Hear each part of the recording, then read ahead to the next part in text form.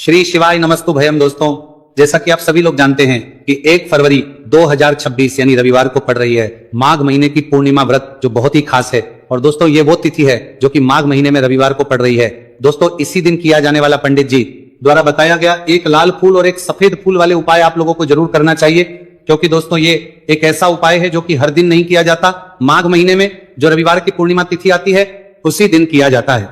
अगर आप लोगों ने इस उपाय को नहीं किया है या किसी कारणवश नहीं कर पाए हो तो इस माघ रविवार पूर्णिमा तिथि के दिन इस उपाय से मत चूकना। दोस्तों देखिए, यह दिन इतना खास होता है, इतना महत्वपूर्ण होता है। देखा गया है कभी कभी बड़े बड़े पूजा पाठ अनुष्ठान से जो मनोकामना पूर्ण नहीं होती है, वो माघ रविवार के दिन एक छोटे से करने से ही आपकी मनोकामना पूर्ण हो जाती है। और बहुत सारे लोगों ने इस उपाय को किया भी है और उनको इस उपाय को करने का फल भी जरूर मिला है। अगर आप लोग भी इस उपाय को इस रविवार के दिन करना चाहते हैं तो आप इस उपाय को पहले अच्छे से समझ लेना, सुन लेना, उसके बाद करना। आपको इस उपाय का फल जरूर मिलेगा, आपकी सभी मनोकामनाएं पूरी हो जाएंगी। दोस्तों, हम आपको यहाँ पर बता दें कि ये जो एक लाल फूल और एक सफेद फूल वाले उपाय है, ये उपाय पंडित जी ने अपनी अभी की सीहोर की कथा में ही बताया है। उपाय को करने से आपके घर में चाहे किसी भी प्रकार की दोहक और समस्या क्यों ना चल रही हो, आपको उसका कारण भी नहीं पता है कि भाई ये समस्या किस कारण से चल रही है, उसका कुछ भी कारण हो सकता है। जैसे पितृदोष हो सकता है, काल सर्प दोष हो सकता है, या किसी भी तरह का मंगल दोष भी हो सकता है, और भी बहुत तरह के दोष होते हैं, कुछ भी हो सकता है। पर आपको इस उपाय को करने के लिए अपने दोष को पता लगाने की भी जरूरत है। आपके घर में किस कारण से इतनी दुख और परेशानी आ रही है वो भी आपको पता लगाने की जरूरत नहीं है। बस रविवार को पूर्णिमा तिथि के दिन इस उपाय को कर लेना है, क्योंकि इसी एकमात्र उपाय को करने से आपके पूरे घर परिवार में सुख और शांति हो जाएगी। आपके घर में अच्छे अच्छे काम होने लगेंगे, आपकी जो भी मनोकामना होगी वह भी धीरे धीरे करके पूर्ण होना शुरू हो जाएगी। अब हम समझते हैं इस एक लाल फूल और एक सफेद फूल वाले उपाय को आपको करना कैसे है, किसको करना है, किस करना है और कैसे करना है। देखो, उपाय बिल्कुल आसान है, बस समझने वाली बात है। ध्यान से समझिए, उसके बाद ही आप लोग जो है इस उपाय को जरूर कीजिएगा। सबसे पहली चीज हम लोग ये समझते हैं कि इस एक लाल फूल और एक सफेद फूल वाले उपाय को इस आने वाली रविवार पूर्णिमा तिथि के दिन किसको करना है। तो देखिए, इस उपाय को घर के सभी सदस्यों को करने की बिल्कुल भी जरूरत नहीं है। घर में से कोई एक मुख्य बड़ा सदस्य इस उपाय को करेगा तो उस घर परिवार के सभी सदस्यों को इस उपाय को करने का फल मिल जाएगा। पर वो बड़ा सदस्य कौन होगा, कौन व्यक्ति इस उपाय को करेगा, तो यहां पर देखिए हम आपको बता दें, घर की जो बड़ी माताएं बहनें होंगी, घर की बड़ी माताओं बहनों में से कोई भी एक माता बहन इस वाले उपाय को कर सकती है। अपने पूरे घर परिवार के लिए घर में सभी सदस्यों को इस उपाय को करने की जरूरत नहीं है। मात्र घर की जो माताएं बहनें हैं उनमें से कोई भी एक माता बहन इस वाले उपाय को करेगी तो उसके घर परिवार के पूरे सदस्यों को इस उपाय का फल मिलेगा। अगर किसी कारणवश माताएं बहनें घर में उपस्थित ना हो या वो इस उपाय को ना कर रही हो, कुछ दिक्कत हो, तो भाई उस जगह पर फिर घर का कोई बड़ा व्यक्ति भी इस उपाय को कर सकता है। माताओं बहनों के कहने का मतलब यह था कि माताएं बहनें घर की लक्ष्मी होती है। जब घर की लक्ष्मी कोई उपाय करती है तो निश्चित ही भगवान शिव जी जल्दी प्रसन्न होते हैं और उपाय का फल में बहुत जल्दी और बहुत बड़ा करके भी यहां पर देते हैं। तो आप लोग ये बात समझ गए होंगे। अब हम ये बात समझते हैं कि इस वाले उपाय को हमें करना किस समय है। एक लाल फूल और एक सफेद फूल वाले उपाय को हमें पूर्णिमा तिथि के दिन करना किस समय है। तो देखिए, इस उपाय को करने का जो समय है, सुबह का समय भी है और शाम का समय भी है। अब देखिए, यहां पर हम मुख्य रूप से सुबह का समय नहीं बोलेंगे, क्योंकि देखिए ये जो पूर्णिमा तिथि है, और आप सभी लोग जानते हैं रविवार पूर्णिमा तिथि के दिन का प्रदोष काल का मतलब शाम का जो समय होता है ना, इस दिन भगवान शिव जी का सबसे प्रिय दिन होता है। तो आप लोग इसे एक लाल फूल एक सफेद फूल वाले उपाय को सुबह के समय भी कर सकते हो और शाम के समय प्रदोष काल में भी कर सकते हो। सुबह के समय अगर कर रहे हो तो 10 या फिर 11 बजे तक भी अगर उपाय करोगे तो भी आपको उपाय का फल मिलेगा। वही अगर शाम के समय कर रहे हो तो इस दिन जरूर शाम के समय का ध्यान रखना कि शाम के 6 बजे से लेकर 7 बजे के बीच में अगर आप इस उपाय को कर सकते हो तो बिल्कुल कर लेना। पूरी कोशिश करना, पर अगर किसी कारणवश इस समय के बीच में ना कर पाओ तो रात 8 बजे तक भी अगर आप उपाय को करोगे तो आपको उपाय का फल जरूर मिलेगा। यह बात आपको समझ आ गई कि आप इस उपाय को सुबह और शाम दोनों समय कर सकते हो। मतलब करना आपको एक ही समय है, घर में से किसी एक ही बड़े व्यक्ति को करना है, एक ही बार इस उपाय को करना है, दोनों समय नहीं करना है। आपको जो समय अच्छा लगे आप उस समय पर इस वाले उपाय को कर सकते हैं। तो चलिए जानते हैं इन विशेष उपायों के बारे में।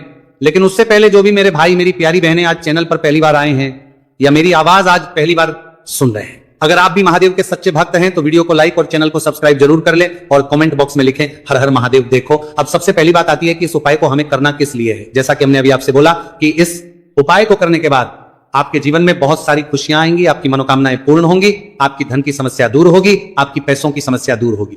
अब देखिए, अगर आप लोग सोच रहे हो कि भाई हमें अपना घर बनाना है, पर घर बनाने के लिए पैसा नहीं है, हमें गाड़ी लेना है पर गाड़ी लेने के लिए पैसा नहीं है, हमें जमीन लेना है पर जमीन के लिए पैसों की कमी पड़ रही है, अगर ऐसी ही दिक्कत, परेशानी या किसी भी तरह की धन से जुड़ी हुई समस्या या पैसों से जुड़ी हुई समस्या अगर आपके जीवन में चल रही है, तो यह उपाय निश्चित ही आपके जीवन में बहुत सारे फल ला कर दे सकता है। इसीलिए अगर आपके घर में बहुत ज्यादा दिक्कत, समस्या, परेशानी चल रही है, धन से जुड़ी हुई, पैसों से जुड़ी हुई, धन की बहुत ज्यादा कमी आ रही है, पैसों की आवक नहीं हो रही है, भाई आप लोगों को इस वाले उपाय को जरूर करना चाहिए, घर में से किसी एक भी बड़े व्यक्ति को।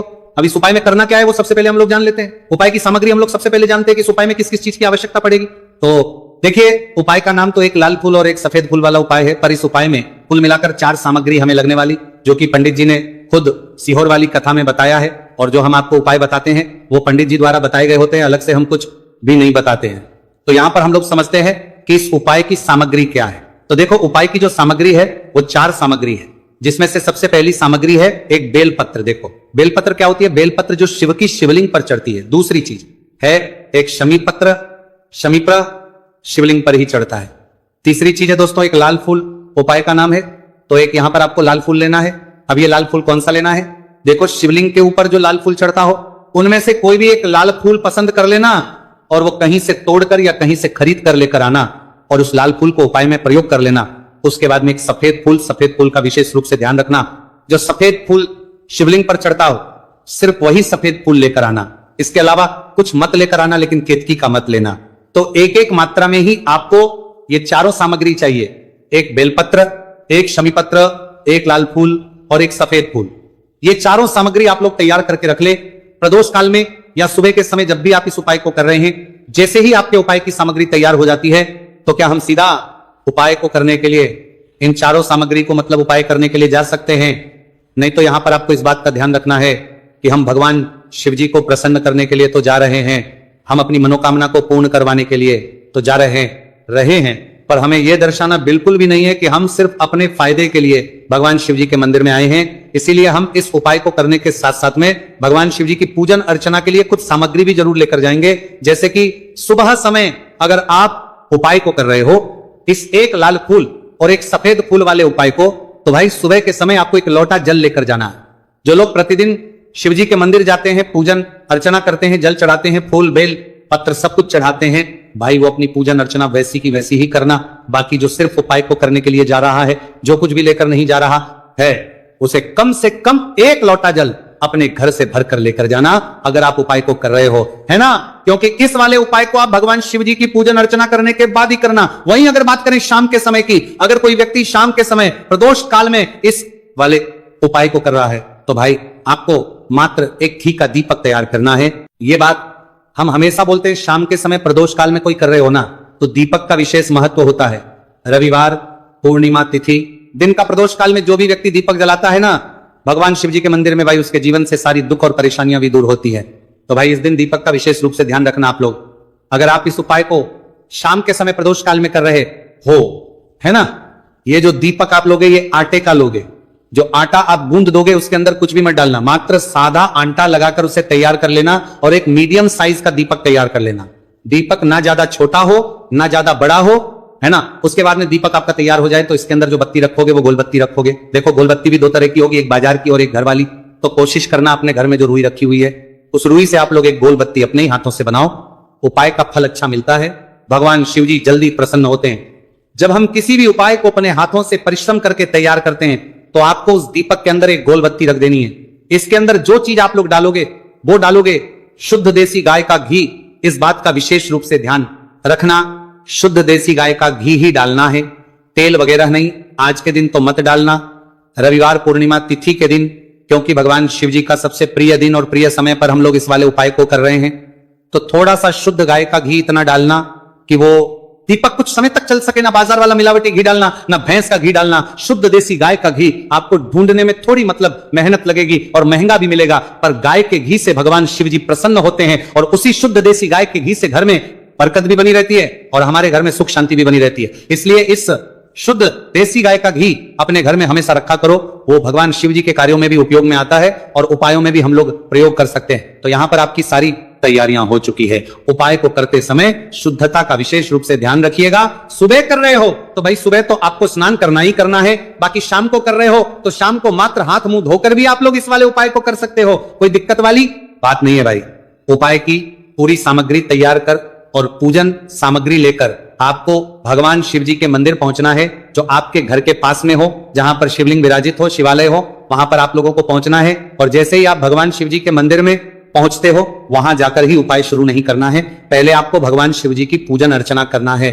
पूजन अर्चना कैसे करोगे? सुबह के समय गए हो तो 1 लोटा जल वगैरह जो भी पूजन सामग्री लेकर गए हो, उससे पहले पूजन सामग्री आप लोग मतलब पूजन भगवान शिव जी की कर लो।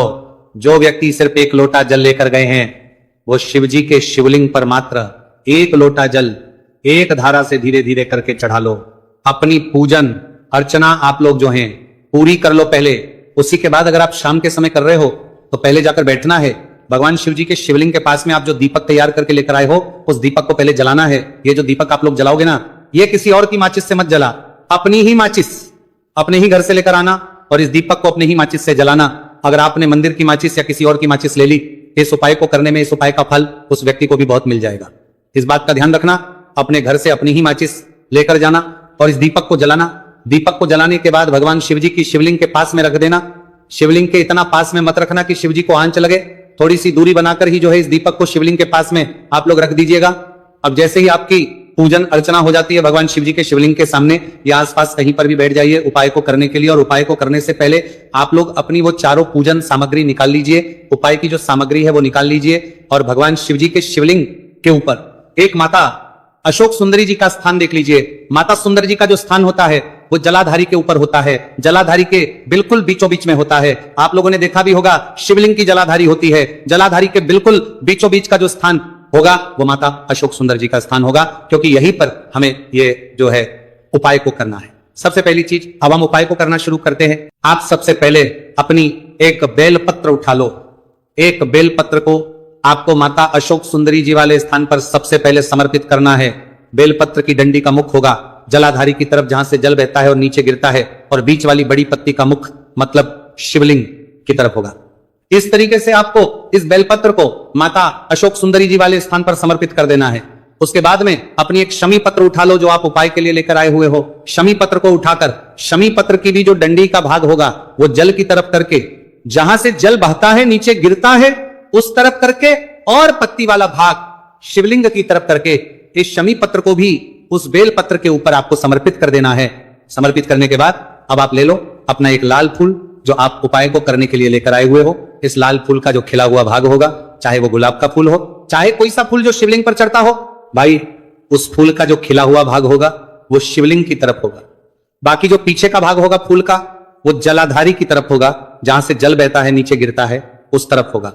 और आखिरी में आपका जो एक सफेद फूल बचा हुआ है, इस सफेद फूल को भी आपको लेना है और सफेद फूल का जो खिला हुआ भाग होगा वो शिवलिंग की तरफ होगा, जहां पर शिवलिंग रखा हुआ है उस तरफ होगा, और डंडी का भाग जलाधारी के पीछे की तरफ हो जाएगा।